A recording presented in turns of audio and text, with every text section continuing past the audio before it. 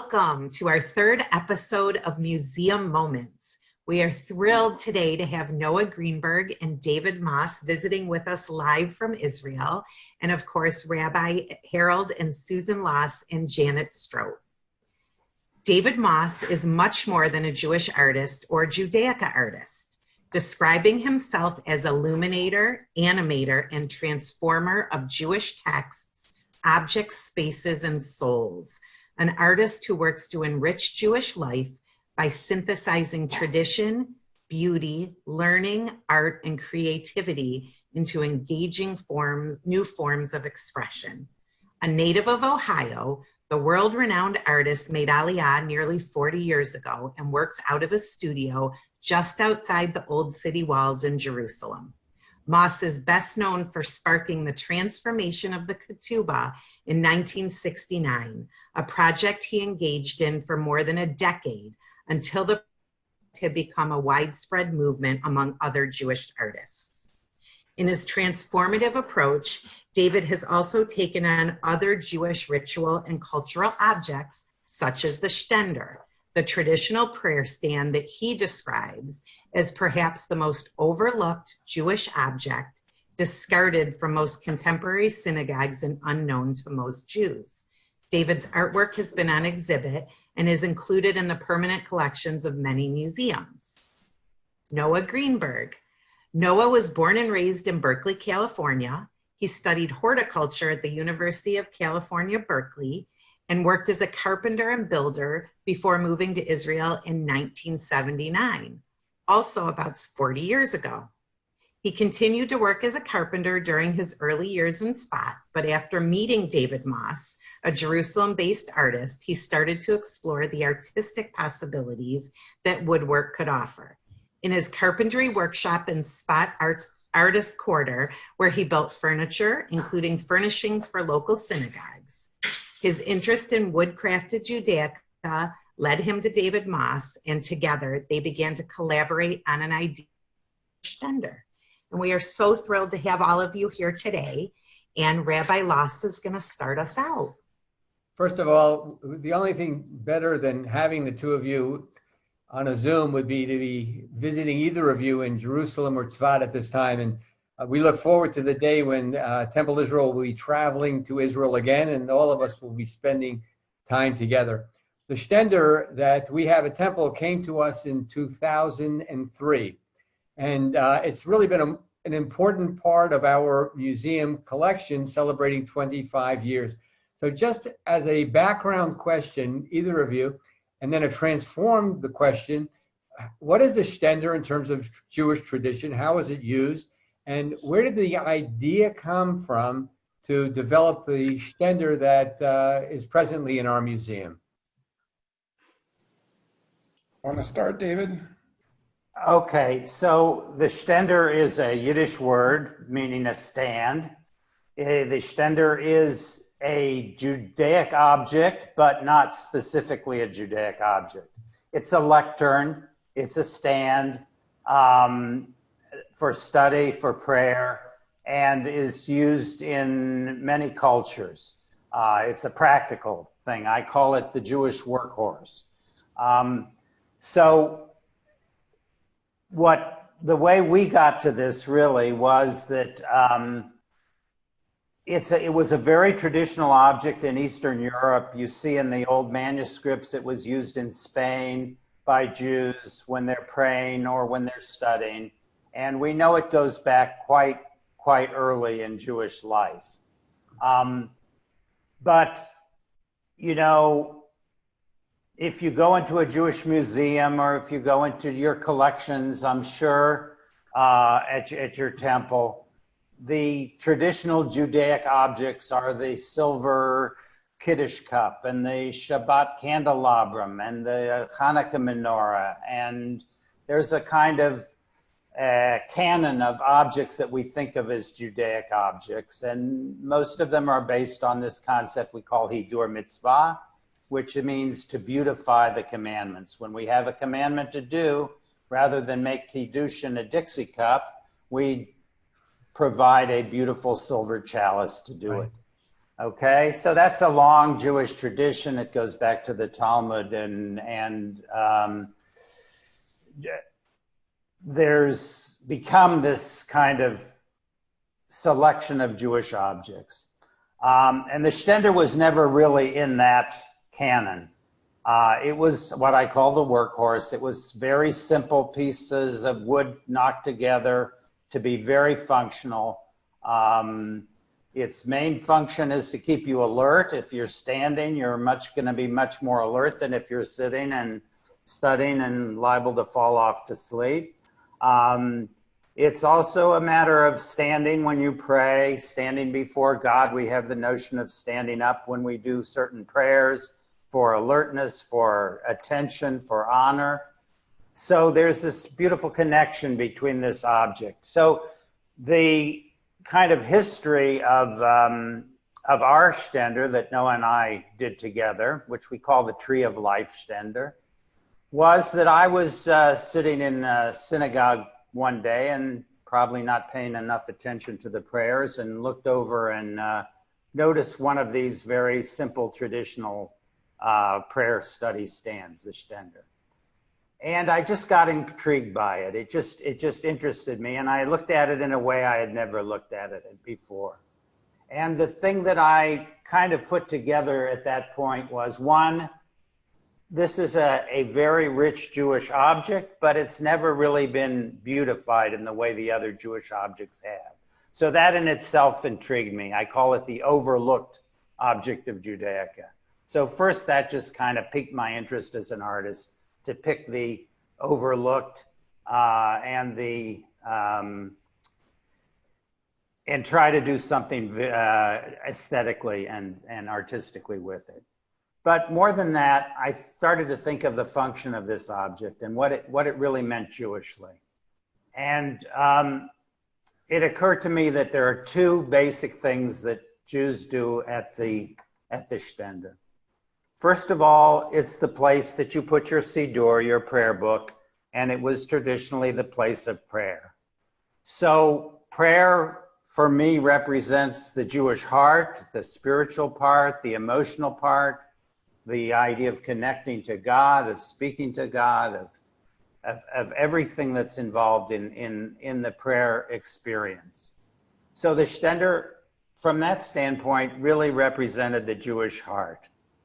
But the other thing that we do at the Shtender traditionally, and if you go into a traditional yeshiva today or at any time in the last hundreds and hundreds of years, you'll see that the yeshiva, the Jewish study hall, is absolutely filled with these very simple Shtenders, so that everybody is learning and studying and discussing and arguing and paired off with their Shtenders facing each other and discussing the Talmud or the codes or whatever they're discussing. So this is the second piece of what the Shtender does, and that is it represents the Jewish mind. And in Judaism, the intellectual is probably as important or even more important than the emotional, spiritual piece of the heart. But there on this simple little lectern, couple pieces of wood, the Jewish heart and the Jewish mind are brought together. And that synthesis I loved. I thought, okay, the simple object, and of course it's typified by the slanted top, and that you can think of as the elevation of humanity trying to reach up to the divine, to something more elevated.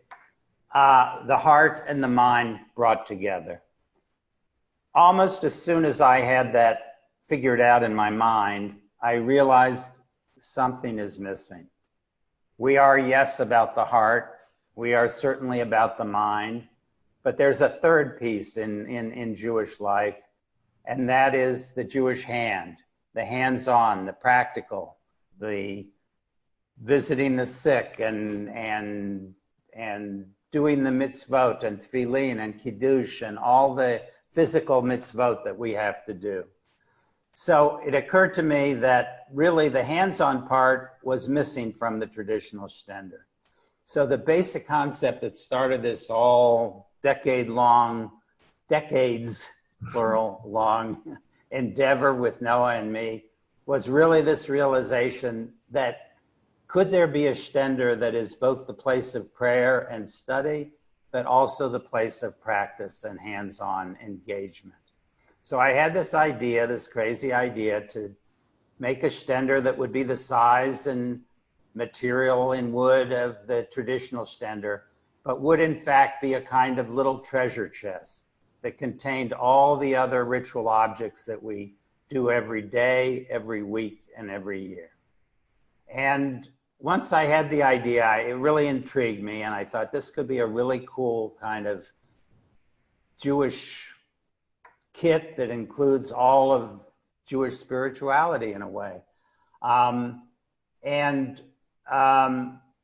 My work up to then had really been mostly in two-dimensional, in the ketubot, in graphics, in the Haggadah that I did. So I knew that this was a three-dimensional object, and I knew it was in wood. And so I started hunting around for a collaborator in wood. And I was still living in California, in Berkeley at the time. What you didn't mention in the introduction was that we lived for 10 years in Berkeley, and our family was very, very close to Noah's family. His mother and dad were incredible in our little Orthodox community in Berkeley. His mother was always there to help with the baby namings in our family.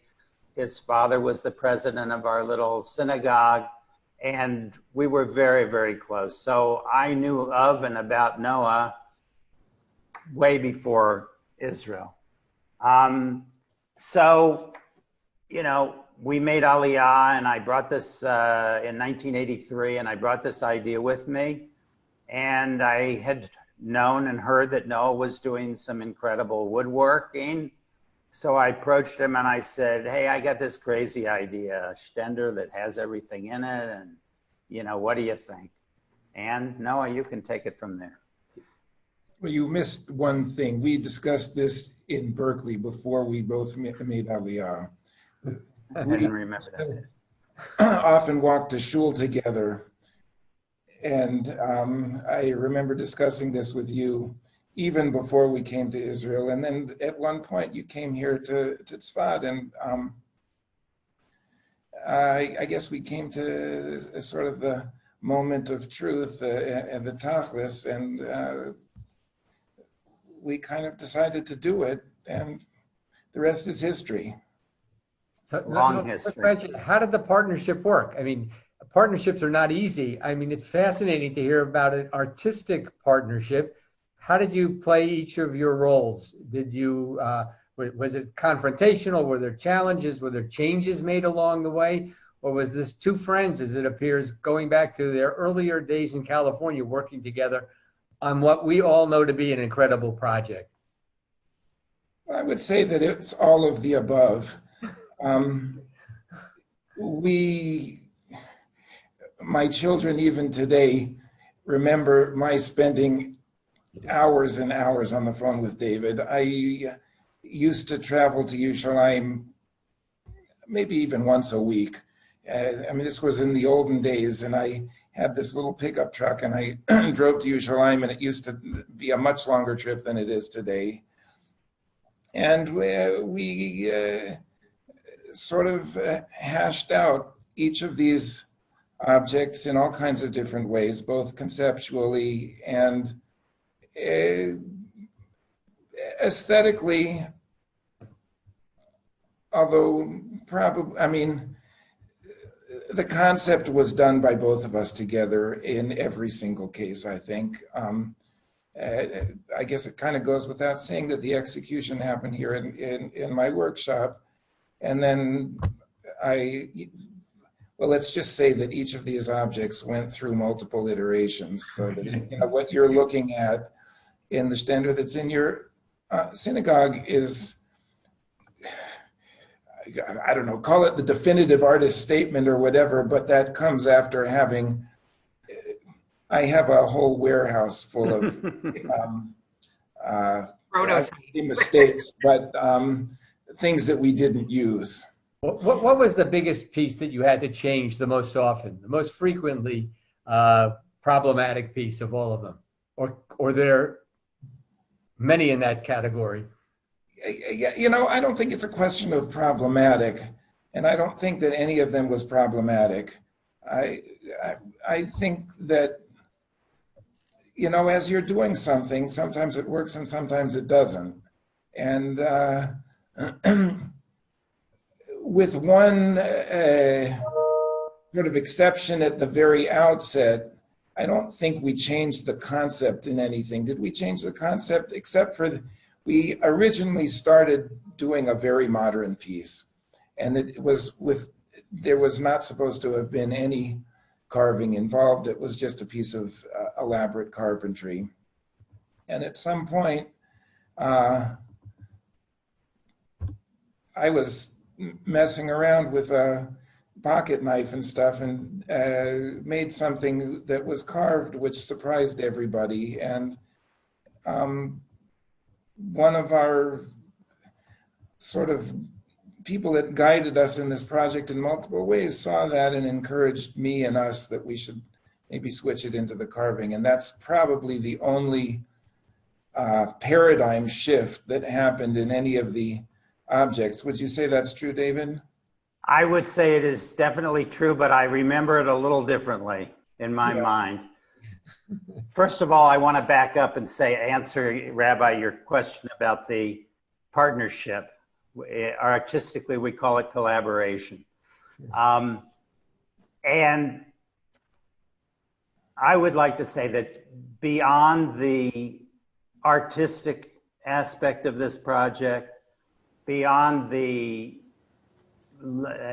Judaic aspect of this project, and all the other craft aspects and everything else, the business part, the travel, the incredible decades-long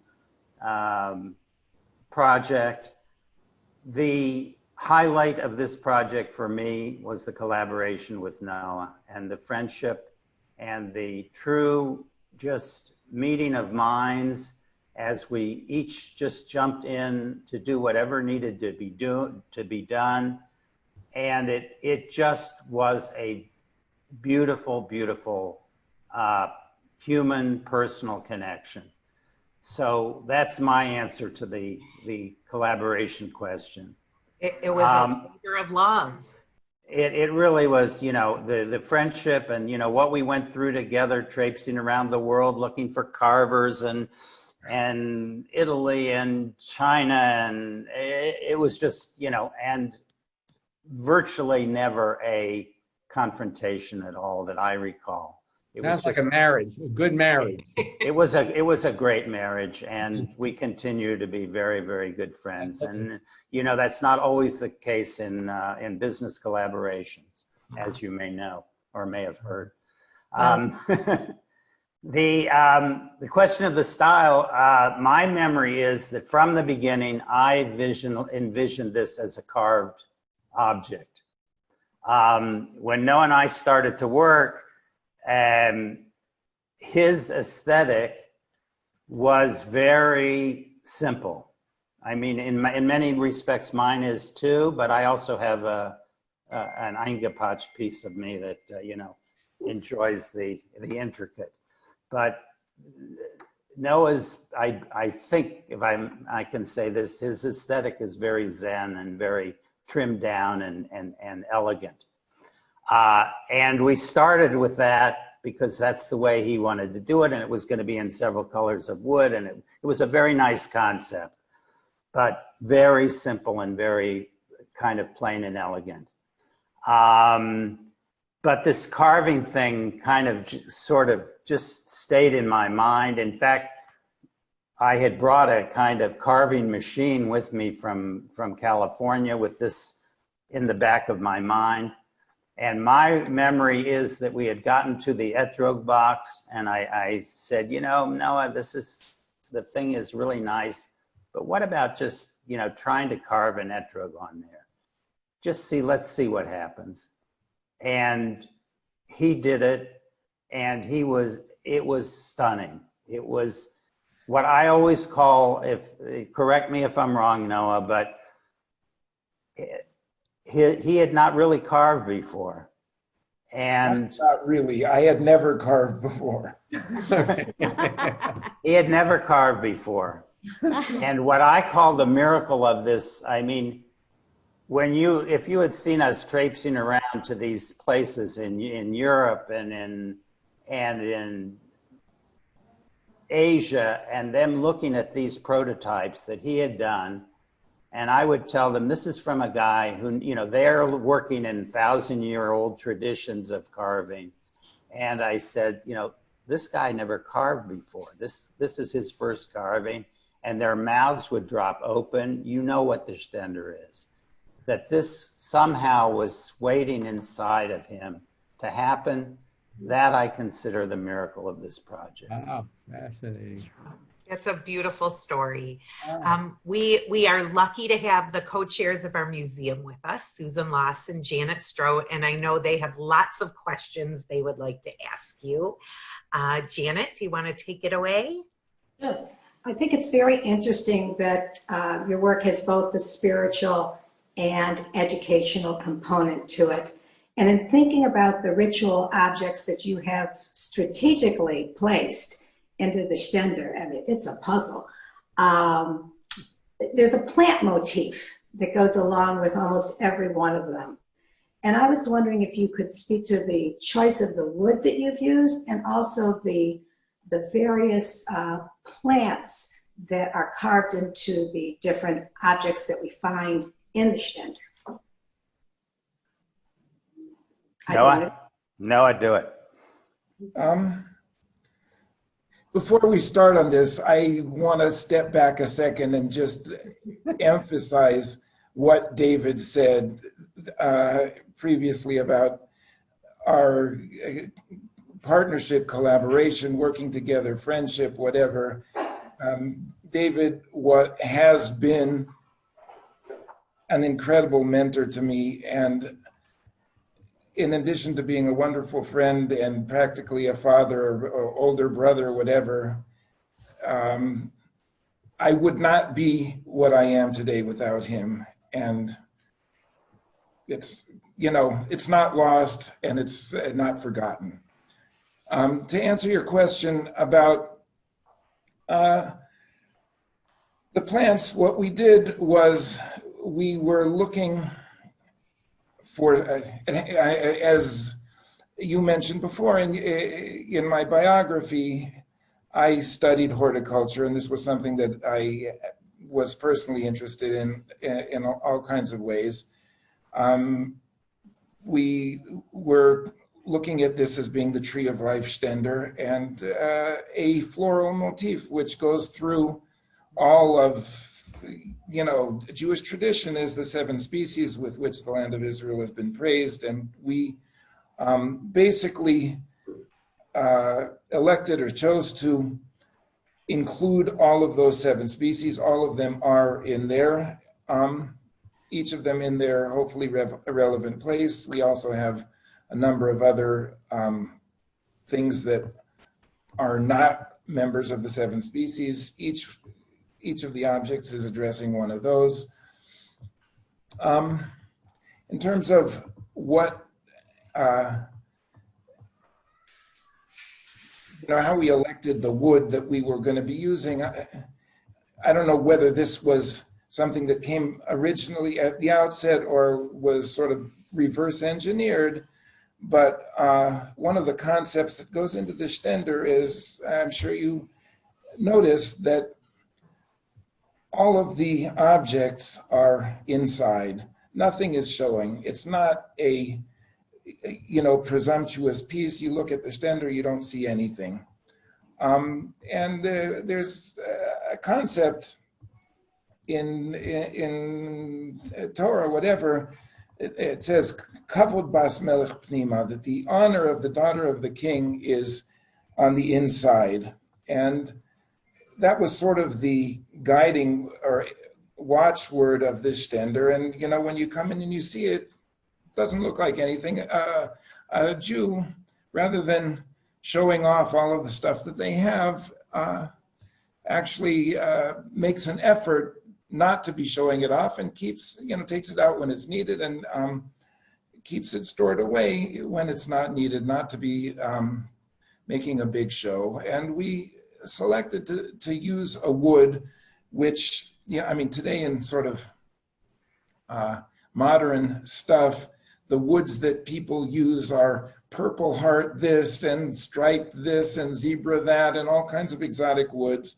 And we Bedavka picked something that each of you probably already has in your living room today. It's not anything special. We're using walnut. Walnut is, to use David's word, the workhorse, one of the workhorses of furniture, whatever. And we were picking something that did not have a message. The message is that it doesn't have a message.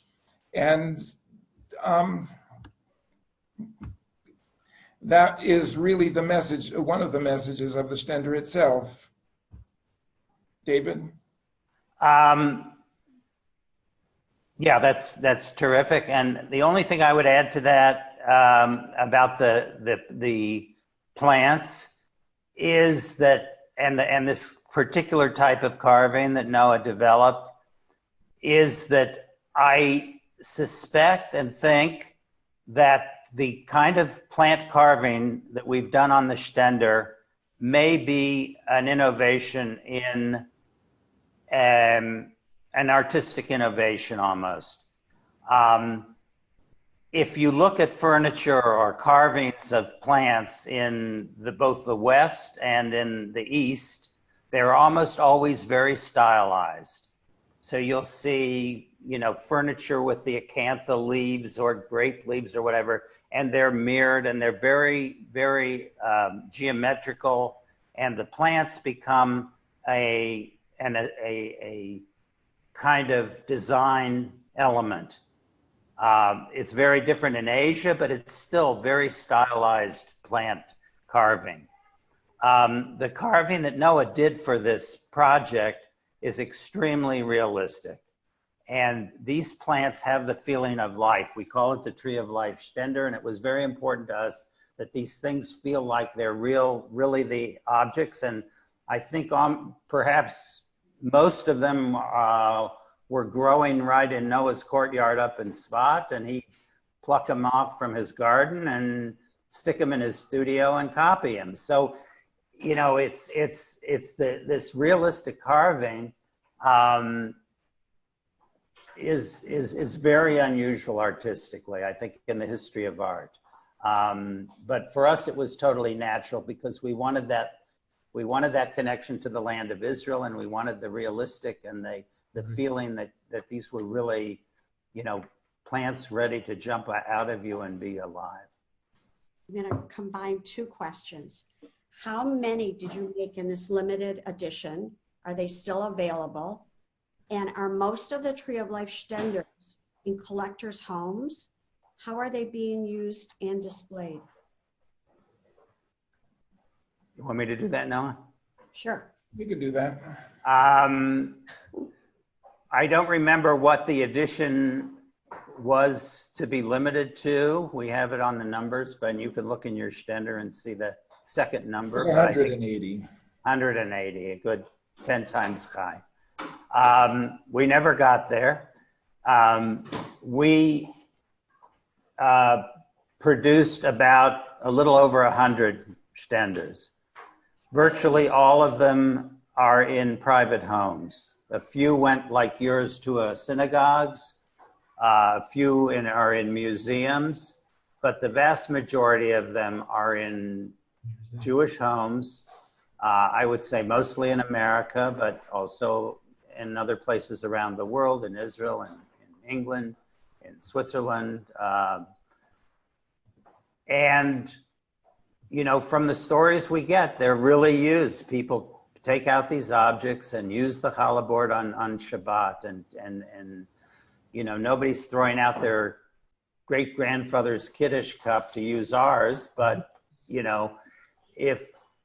if they don't have something with sentimental value, they often are used. And that gives us, we We designed it not for a synagogue and not for a museum, but again, for a Jewish family. The objects we selected are home objects, and almost all of them are in the home. They are no longer being produced. They are no longer available. So take good care of yours and hang on to it. You will. Well, let me tell you the story how we got ours, because I think it's an interesting story. A member of our temple, Bill Farber, who is a very philanthropic man of blessed memory, unfortunately today, visited a home and saw one, and he came up to me and he asked, would Temple Israel like to own this Shtender? And of course, at that point, I had never seen this specific Shtender, saw it, wanted one for my home personally or my office. And instead he said, you know something, I think this could be used as an amazing teaching tool, as an opportunity to go ahead and share this beautiful piece. And so that's what we did. We accepted it. It only comes out of our museum infrequently when we have traveling shows come in, but it's the last piece to be removed. And at that point, I get to have it in my office. It sits there. I get to look at it. I do play with the various pieces and sometimes even use them in a traditional manner. But you see, when placing it in museum, it really presented a problem because you have a physical Shtender. And as was described by Noah, it was not intended to have this kind of visual look. It was supposed to be something you take pieces out. So our problem was, how do you use it, show the pieces to the people who visit the museum, and at the same time, let them understand what was its history and its meaning. And so I'm going to turn to my wife, Susan, because she remembers more clearly than I do what happened next. So explain how we took this time-honored Shtender and made it into a museum piece. So we had the Shtender in one of our old cases, and we were building new cases that was coming in. We began to search for a computer graphic designer. We figured that we'd be better off if we could make a video of the pieces moving in and out of the Shtender. People would understand it better. So Mark Goodman, who was one of the donors of the museum, he was very instrumental in finding that designer. Designer came to Temple, took pictures of all of the pieces, took pictures, made it into the video so you can see the pieces moving in and out of the Shtender almost as if they're flying. You'll be able to see parts of this throughout this presentation today. The video originally was placed in one of our old cabinets, and it was always there. So you could go up to it and you could play it and you could see how the pieces were used. Well, then we had new cases built. So we're in the process of figuring out how we're going to accomplish that, bringing the video back into our new cases. But it really totally changed the way people understand and look at the Shtender without a docent having to explain everything. Have you seen our video? I have. It's wonderful. It's incredible. And I've seen it and use it. Good. Let me just say something about, now that you've touched on the educational piece of this, let me just say something about that. Early on in my career, you know, I started as an artist. I'm not trained as an artist, but I got into this, I was given this gift and started doing, as you mentioned, the Ketubot and the Passover Haggadah and other Jewish works. And when I would share them, this of course includes the Shtender, there was a magic that happened that I realized very early was something virtually unique. And all my art is kind of conceptual and it's always based on Jewish ideas or values or texts. But I could be speaking about these values or these Jewish texts as a lecturer or as a teacher in front of a class, and people would, you know, be interested. But when I had the art there and was talking about the same values or the same ideas, and the art was in front of them, it was just magical. So I have had a kind of parallel career besides the making of art, of using that art educationally. Good. And the Shtender typifies that. Both Noah and I have so many times gone into schools, gone into synagogues, gone into JCCs, and done our little magic show. And I laugh because, you know, the way this would typically work, we've done it in communities all over, both Noah and I. And it really is in Jewish summer camps, and it's been fantastic. Kids just relate to this in such an amazing way. And I remember typically I would be in a school during the day, and then in the evening there would be a presentation for the parents or the adults. And, you know, I always knew in the evening when I'd see a parent headed toward me with a certain look in their eye, I knew exactly the script I was going to get. You know, what did you do? You know, Tommy never tells us anything that happens in school, and I couldn't shut him up today. He came home, you know. Absolutely. And it's so repeatable. It just happened all the time. I remember one parent coming and say, you know, I asked my kid what happened in school today, and he said, oh, there was a magician at school. And, you know, he said, I said to him, I said, well, I heard about that. It was, I think, an artist that came and showed his work. He said, no, Daddy, I know it was a magician. He had this box and he was taking these things out. And, you know, there was no way to convince this kid that this wasn't a magic show.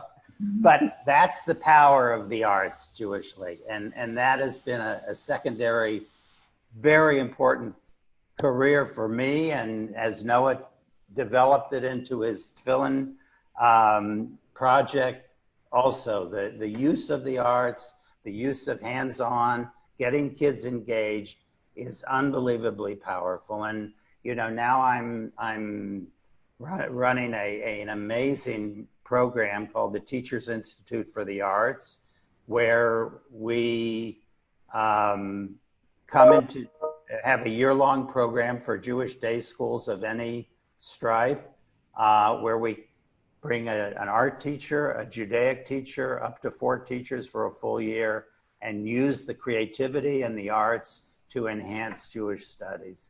So it's amazing. I helped found this organization called Kol HaOt in Jerusalem with a few other partners. And we just use this all the time, the art as a means of educating, and it's magical. I can relate to the enthusiasm that the campers had when you show the various objects that are really hidden in the Shtender. Having taken it apart myself and put it back, I'm always amazed at the placement of everything and how you were so creative in finding those nooks and crannies to put things. And you take out the hollow board, and there's the beautiful knife, and then there's a little salt shaker in there, you know, and it makes you think about everything too. It makes you think about each object and the relationship to our ceremonies or to the holidays. It's just ingenious in my mind. I agree. And the collaboration and the partnership in your marriage and what you've done in the journey that it has taken you on over 40 years. I'm sure that was not expected when you were dreaming in Berkeley, California. So that is amazing too. Susan, did you have any last questions? No, we're good. I just want to say this is absolutely what I was hoping for myself to get out of this conversation. The explanations, the descriptions, and David and Noah, I really wanted to get to know you because I love your work. And it's so nice that you're taking the time. I can't tell you how much I want to give you that hug that none of us can give each other at this point, but I hope you're feeling it from Michigan. This was absolutely a meaningful and beautiful explanation of a piece of art that we love in our congregation. And I want you to know that it is placed, our museum is placed in the atrium of our sanctuary. You walk into the museum is there. When you walk into our sanctuary, the museum is on either side of you. It's not in a room, it's not hidden. So this is something that people are constantly able to see when they come for the simchas, that they're able to participate in. And so your beautiful piece, the Tree of Life, let's look forward to sharing many moments when we can think of Eitz Chaim, of the Tree of Life and the future of the Jewish people in America, in Israel. And we look forward to visiting you in the not too distant future in the place we love to be. And unfortunately, not able to be right now. Welcome. You're welcome. God bless. Stay safe. Thank you. Shana Tova. Good year. Shana Tova.